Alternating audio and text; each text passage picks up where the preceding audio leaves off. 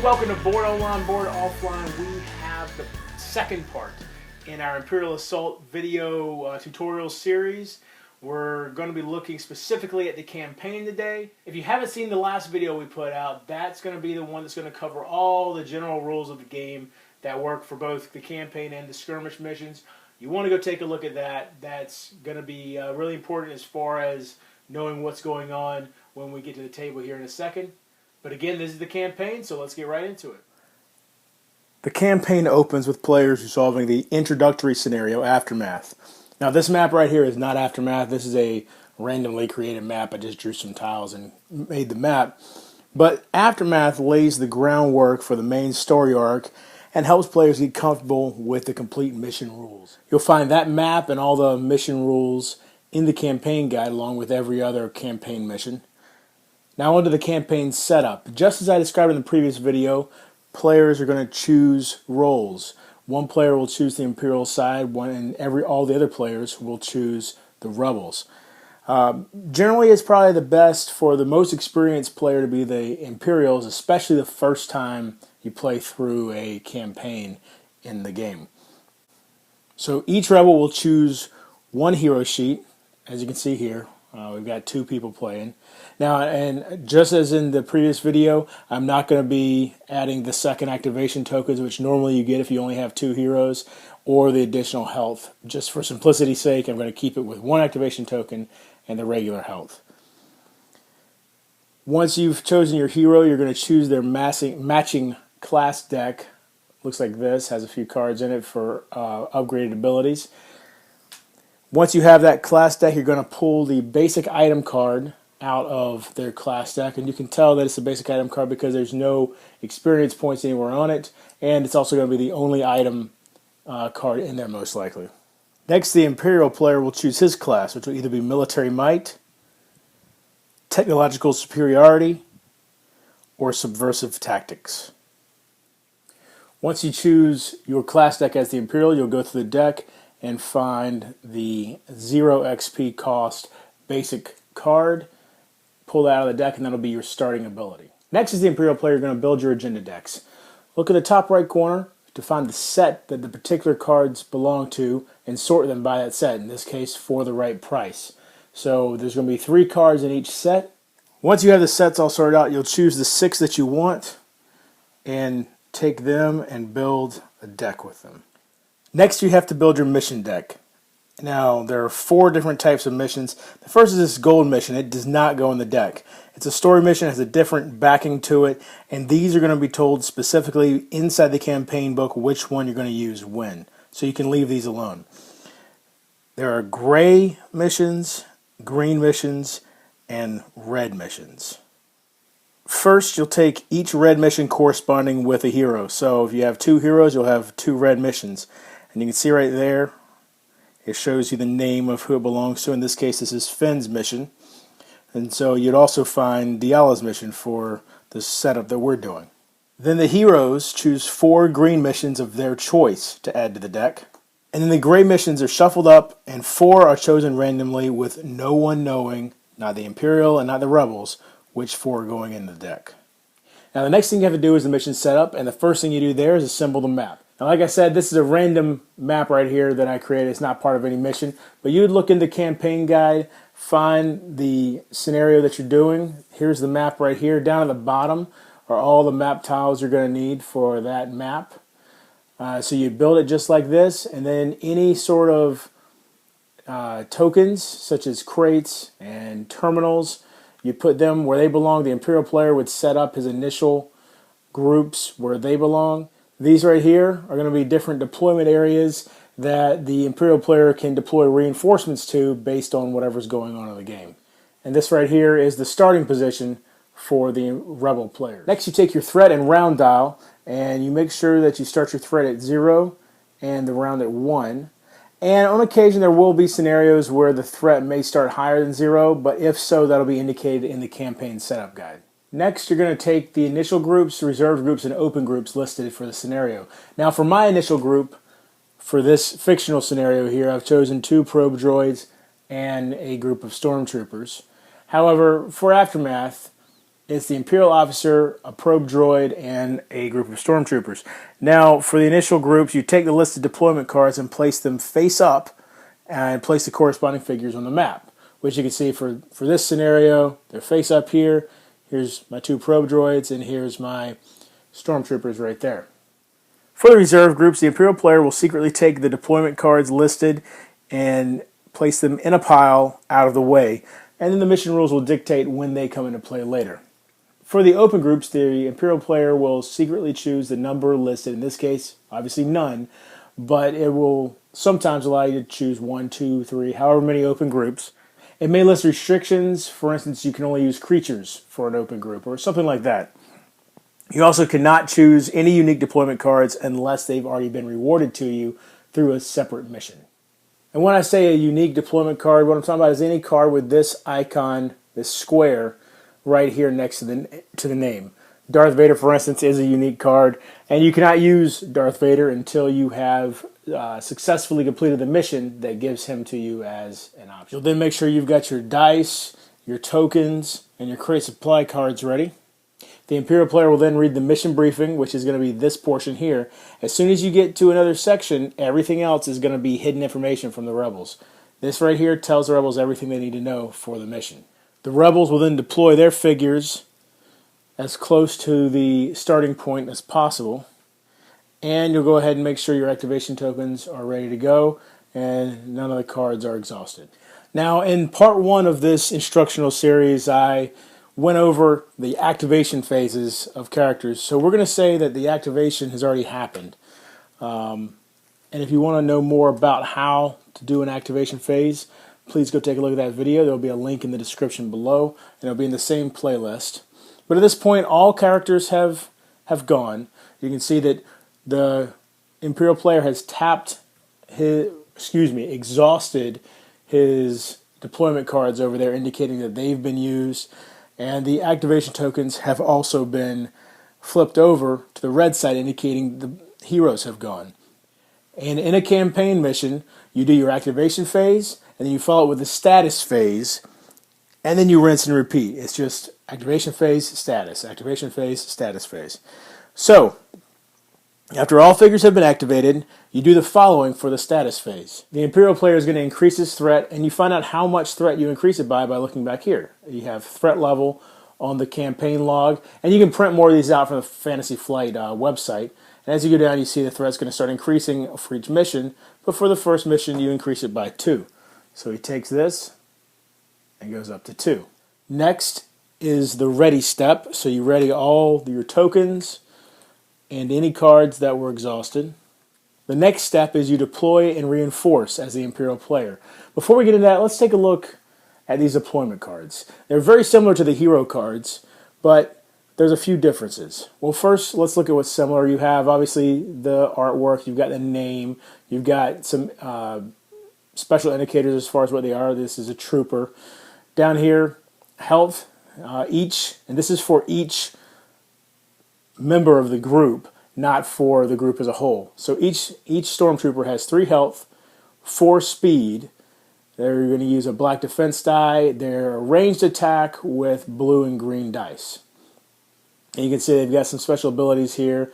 Here are their surge abilities up here. And I will point out that if on a card you ever have something like this where it says mobile and there's no surge ability next to it, or there's no surge next to it, that means this is a constant ability of this particular Imperial. The probe droid is always mobile, and that's actually a keyword you can learn more about in the rules reference guide if you want to. But essentially what it means is that they are not affected by difficult terrain or blocked terrain or any of that stuff. So back to the stormtrooper. So you've got his special abilities, his surge abilities here. Now up here is the key for this particular phase that we're in, the deployment and reinforcement stage. 6 is how much it's going to cost to deploy an entire group. So if you had this in your hand as an open group, you could spend 6 threat and deploy an entire group of stormtroopers to the board. 2 is the reinforcement cost. And you can see here you have these 3 little tick marks here. That means there are 3 stormtroopers in a group. So right now you can see we've got 3 stormtroopers out, so our group is whole. But let's say, for instance, if one of them had been killed in the opening round there, and you wanted to reinforce them, so you have 2 threat now because you just increased your threat at the beginning of the status phase. You see on here, it costs 2 threat to reinforce the stormtrooper. So you would spend your 2 threat, and then you would take your stormtrooper and place him in a green deployment point. Now, where are the green deployment points? You look on here, and in Aftermath, it's down here.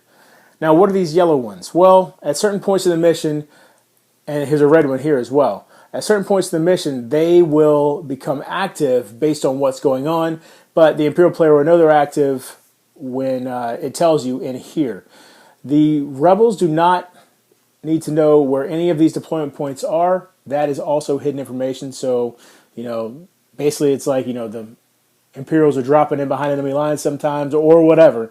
The point is, these are hidden information, but you can only deploy to the green one initially, and then the others become available as the mission continues. One other thing to point out, this reinforcement cost right here only works if you have at least one member of this team still on the board. If the whole group gets wiped out, you have no choice but to deploy the entire group. You can't reinforce a group that's dead. Next, you do any end of round effects, which may be on some cards, but most frequently the Imperial player is going to find them in the scenario. For instance, you have this door right here, and at the end of the round when that door opens, a particular thing occurs that's listed down here. So that's where the end of round effects come into play most often. And then finally you're going to advance the round dial. So you bring this back up and you go to 2. One thing the Imperial player really needs to pay attention to is going to be this event summary. It's going to tell you when special story events are going to occur that are listed down here, but it makes it easier to keep track of them by reading this up here. As soon as an end condition is met, whether it's the Imperial end condition or the Rebel end condition, the game ends, the mission ends. You're going to give the players the rewards listed, and there will be a section that shows if the Imperials win and if the Rebels win, and there'll be different rewards based on what goes on. And then at the bottom there's also additional rewards that everybody gets no matter what. Now the way the campaign is structured is you have the mission stage, which is everything that goes on here where you're completing this mission, you're going through the story, you're trying to meet your objective. But once you resolve the mission, you go into the post-mission cleanup. Any damage the heroes have goes away, it doesn't carry over to the next mission. Supply cards are all shuffled back into the deck, and you get these when you explore one of these crates, which I covered in the previous video, but they do not carry over with you. You actually shuffle them back in, you can't take them into the next mission. Heroes are going to gain 50 credits per crate that they explored, so 50 additional credits for every crate. And you will return the current mission card to the box, and you'll choose the next mission. Now that may be a side mission or it may be a story mission. So you can see you've got Aftermath here, and then a side mission, and then a story mission 1. Now where does that story mission come from? If the Rebels won, you get one mission. If the Imperials won, you get another. So at the end you're going to look and see here it says place story mission card, a new threat into play. So that would be the next story mission if that set of objectives was completed. If instead this set was completed, you'd go with Under Siege. So that's how you choose a story mission. But what if it's a side mission? Well, you take that mission deck that I showed you how to create a moment ago, you draw 2 cards from it, and those will be the 2 side missions that the Rebels get to choose from when picking the next side mission. So the Rebels do get to choose the side missions, however the story missions are going to be determined by who wins the previous story scenario. Now we enter the Rebel upgrade stage, and you can see here that we're using Tier 1 items, where you get to spend your credits on Tier 1 items. So you take the Tier 1 item deck, you deal 6 cards from it, and you choose which cards, as a group the Rebels choose, which cards they want to purchase and who they're going to assign them to. You can see at the bottom here, you have the number of credits that they cost. Eventually, as you go down the list here, you'll get to Tier 1 and 2, Tier 2, Tier 2, keep going, eventually Tier 3. And of course they're going to get more expensive, but also there'll be better items. Also, if you end up buying an item and then you decide later that you don't want to use it anymore because you've got a better one or for whatever reason, you can sell it back into the item deck at half the cost. So you recoup half the credits you spent on it, and you can use those for something else. And while we're talking about items from the item decks that you can purchase, let's take a look at this plasteel staff that Diala starts with. You can see this little symbol down here that I haven't covered before. What that means is that you can purchase an upgrade for the staff if you want to. So let's say that out of the item deck you found this extended haft. It has the symbol with this arrow kind of pointing upward, and you can see the melee symbol. That means this is an upgrade for a melee weapon. And since the plasteel staff is indeed a melee weapon, you then can attach them like this, and now you gain whatever the ability is down here. In this case, you gain reach with the weapon, or since it already has reach, you actually gain Pierce 1. It should be noted that certain weapons will actually have more than one slot for an upgrade, but you can never put more upgrades on a weapon than it has slots. Now, one of the rewards you get at the end of the mission is experience points, and you can see now is the chance to spend experience points. So you'll take the class deck of whichever rebel hero you have, and you'll go through it. You don't draw them randomly, you go through the entire deck, and you can spend as many, sorry about the glare there, spend as many experience points as you want. You can see these are 1 experience point, 2, 3, and 4. And if you want a closer look at these, you can go to my card close-up. I went through all of the class decks during that. There's no limit to how many of these you can purchase during the Rebel upgrade stage as long as you have the experience points available to do so. Next, we enter the Imperial upgrade stage, and the first thing you do is purchase agenda cards. Now, agenda cards are purchased with influence, and influence is rewarded at the end of a mission, just like the Rebel players get experience points. And you go through this, and you see you draw 4 cards from the agenda deck we created at the beginning of the setup, and you see which ones you want to purchase. And they have different amounts. This one's 2 influence, 3 influence right there, and whatever you have the influence for, you can purchase. Just like with the Rebel class cards, there's no limit to how many you can purchase as long as you have the funds. And finally, you're going to spend experience points as the Imperial. And so you're going to take your class deck that you chose at the beginning of the campaign. You're going to go through it. And again, experience points 1, 2, 3, or 4. You search through it to decide what you're going to buy. And just like before, there's no limit to the number as long as you have the experience points to do so. All right, now before we finish up, I want to touch on the attribute tests, which are listed at the bottom of the hero card here. The strength, insight, and tech tests. So let's say that whatever scenario you're in is saying that you need to do insight test 2. What that means is you're going to need to get 2 successes. And in Diala's case, she uses a blue, green, and yellow die. And a success is considered a surge. So obviously the more dice you have, the better, and the dice with the higher surge amounts are going to be better as well. So if she needs to get an insight test 2, there's 1 surge there, and actually she failed, and considering she's actually usually pretty good at that, that's kind of surprising. But that's good though, because I can show you this. Once you pass, that pass is there forever. You can mark it however you want, but you have passed 1 on, let's say it was on a terminal. She's up here at this terminal. And insight test 2, she's passed once. Now, she can try again using another action, or another hero can come up at a later turn and try again. But let's say she goes ahead and tries again. And well, this time, she got 3 successes, so she definitely finished it there.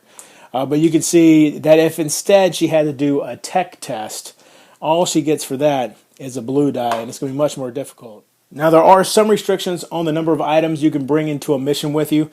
Each hero is allowed 1 armor card, which we don't have any of those out here right now, but there are armor cards in the deck, 2 weapon cards, 3 equipment cards, and heroes are allowed to freely trade equipment cards prior to a mission, with the exception of their class cards, those that have to stay with them. Now, in Imperial Assault, when you get to the final mission, ultimately that campaign mission is the only one that really matters, because if you win the final campaign mission, you win the campaign. However, winning the previous missions makes it much easier to win the final one because you're going to be getting more influence as the Imperial and more credits as the Rebels. You're going to be getting more experience points if you're winning all your missions prior to that. So it is definitely important to be winning those. So there you go. There are all the rules you need to know to play the campaign. I hope you enjoyed the video. If you have any questions or comments, please leave them in the comment section below. If you like the video, please give it a thumbs up. If you like my channel, please subscribe. Find me on Twitter at boredonlineboardoffline. Find me on The Geek, The Baker 1983. I'm on Blender every other week. And until next time, if you're bored online, board offline.